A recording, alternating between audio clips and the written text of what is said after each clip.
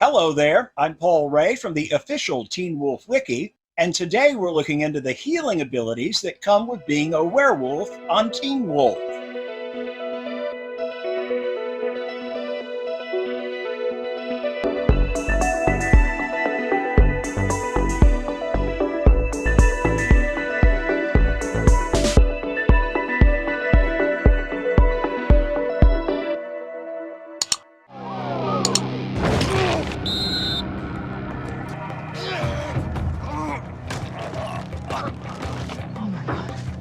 I'm fine, I'm healing, it's okay. Like so many of my videos, this one started with a question from a viewer.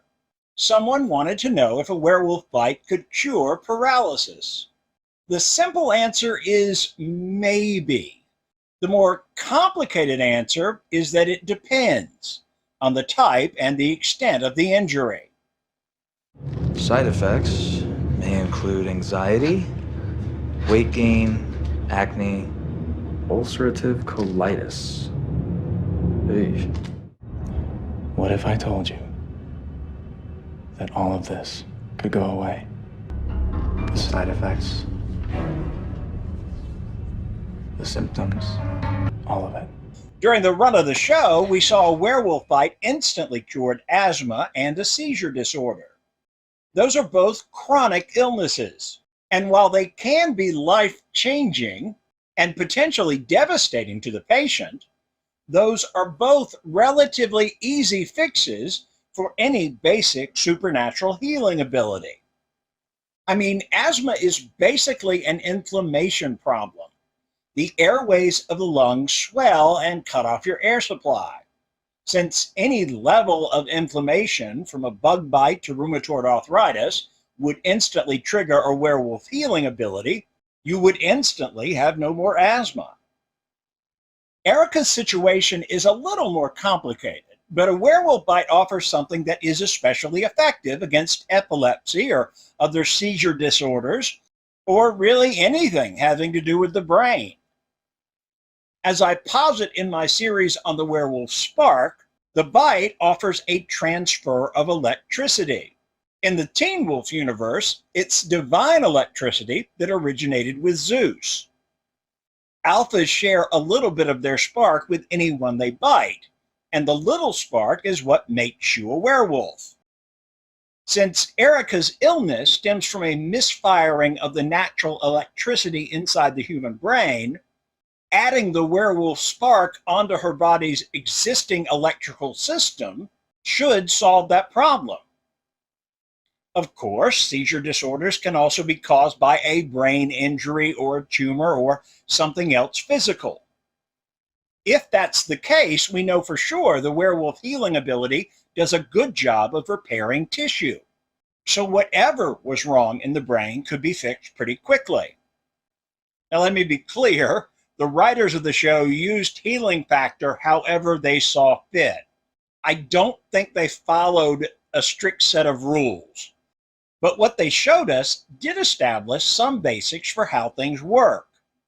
Healing of tissue and bone can be instantaneous under the right circumstances.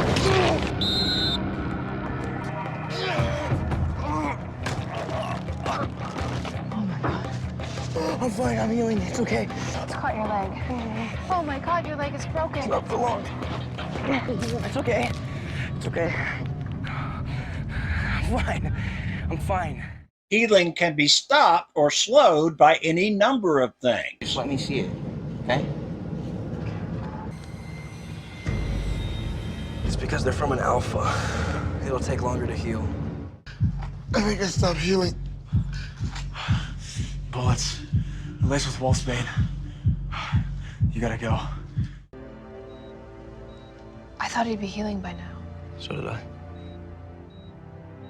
Here we have a rather extraordinary case, near-fatal burn victim. Typically, in a situation like this, the coma is induced medically.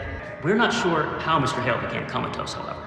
His survival is honestly a mystery we're still trying to solve. Healing is as much about state of mind as it is about supernatural ability.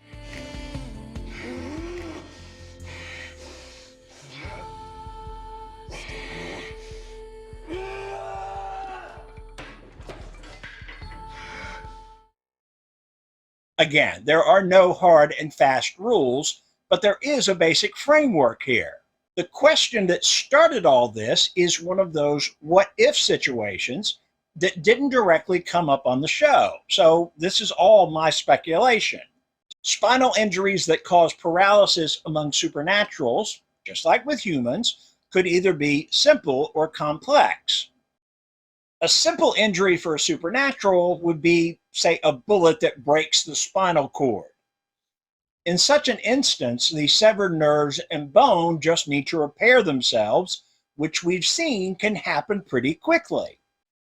A more complex injury would be something crushing the spine.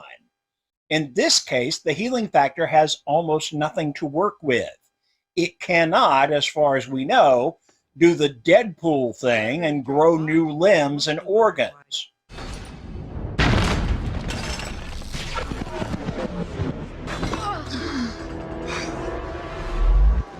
¿Dónde está la biblioteca? So a mashed up vertebrae and squished nerves probably can't be fixed. In this case, I think the injury would be long lasting and possibly permanent for our hypothetical supernatural. Now, I'm basing my speculation on the difference between Scott and Deucalion's eye injuries.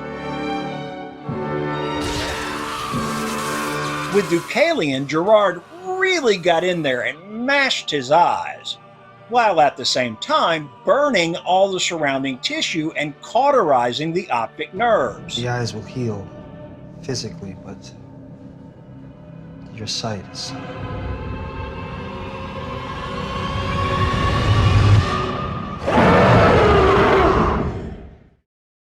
The fact that the injury never healed completely is a testament to just how much damage was done. Now with Scott, he really just scooped out his eyes.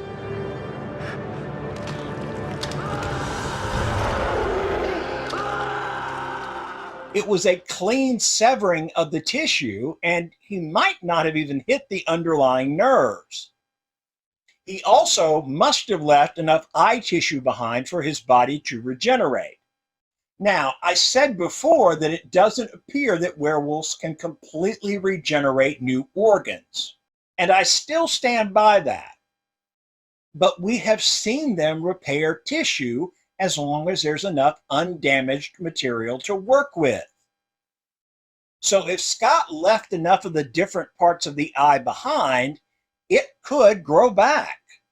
Of course, this could also be just another example of the writers doing whatever they feel like on the day. But my point still stands. Werewolf healing can easily fix simple and clean injuries. Deep and complex injuries either can't be fixed or take a really long time. The doctors have no clue why my body keeps producing and injecting this bizarre black fluid. So, first things first. Why was Gerard oozing like a pus-filled maggot after season 2? It comes down to the main reason for Teen Wolf's black goo. It's a side effect of werewolf spark rejection.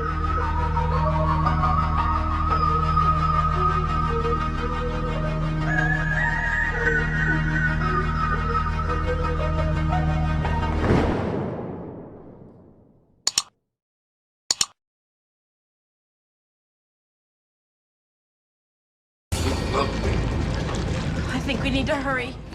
I mean, yeah, it came out during every serious werewolf health crisis, too. What are you doing? When Derek had the Wolfsbane poisoning in Magic Bullet, My body is trying to heal itself. Those not doing a very good job of it. and when the werewolves contracted souped-up distemper in Weaponized, there was also a modicum of black goo as their werewolf sparks fought a losing battle against the poison. But for my purpose today, I'm looking at those times that it was definitely a sign of werewolf spark rejection. The first time we saw this was with Jackson. Dude, your nose. Derek bit Jackson at the end of season 1, and just a couple of days later, at the start of season 2, Jackson started oozing. Then at the end of season 2, Gerard forces Derek to bite him, and we get this violent rejection reaction.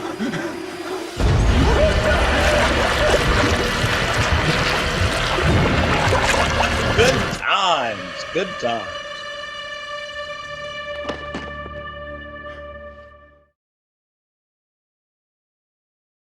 Back to... What is it? What's happening? Body's fighting the bite. Why? In Jackson's case, the werewolf spark was facing rejection because of his personal issues.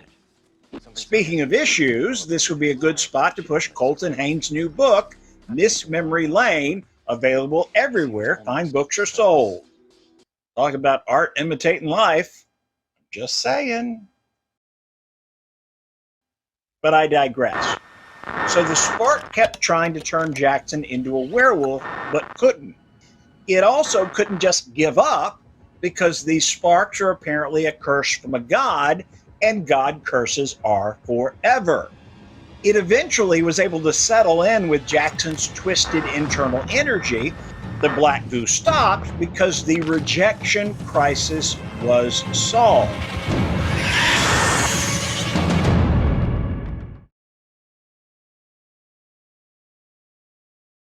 For Gerard, it was a bit more complicated.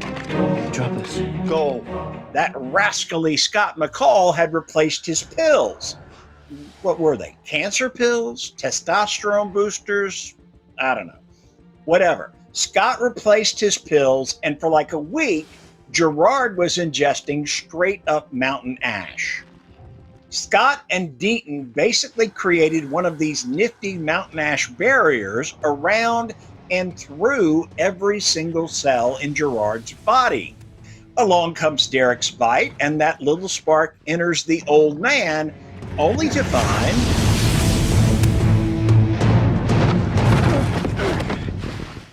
again, the spark is a god curse, meaning it don't give up.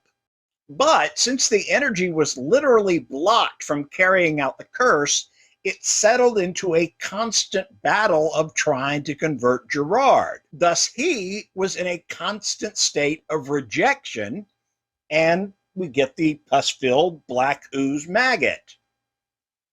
As to why this process also managed to cure Gerard's cancer, I can only guess.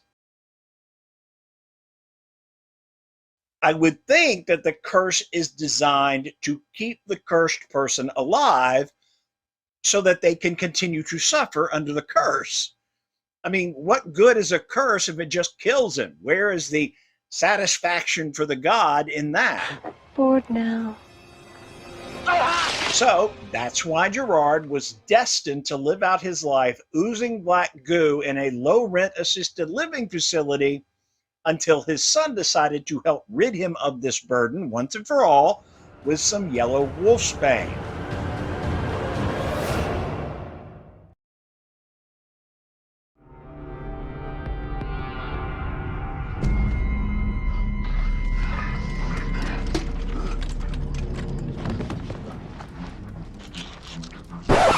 And yes, this is where I give you the standard warning. The effects of Wolfsbane shown on Teen Wolf are complete fiction.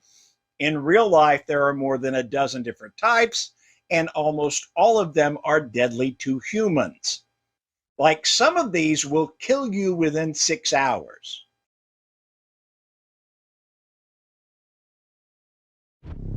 That's Wolfsbane? Thought it was purple. Not this species, which is very rare and very expensive. This is all the yellow Wolfsbane we could find. Extremely rare, but enough to make one bullet. And more than powerful enough to kill an alpha. In Teen Wolf, if you want to make absolutely sure you kill an alpha or a powerful Aztec temple dwelling were-jaguar, you are told to use the yellow Wolfsbane, because it is said to be 100% fatal to werewolves of any rank if not treated immediately. Now, I say that it's said to be fatal because we saw a bunch of werefolks just kind of walk off the effects of yellow wolfsbane.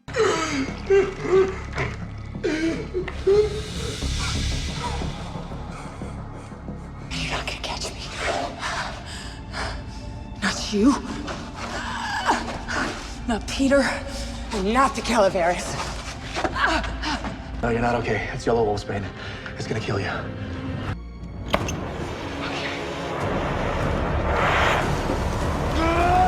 Okay, so some of them had to burn off the effects, but still, this is another case of the reality not living up to the hype on this show. Anyway, in theory, the yellow wolfsbane can snuff out a Zeus spark and kill an alpha outright. So why did eating yellow wolfsbane stop Gerard's black goo factory? It fixed his problem because it killed the werewolf spark. It did not kill Gerard because wolfsbane on the show doesn't affect humans, and after eating it, he no longer has a spark inside of him fighting to transform him into a werewolf. So he's no longer in a constant state of rejection.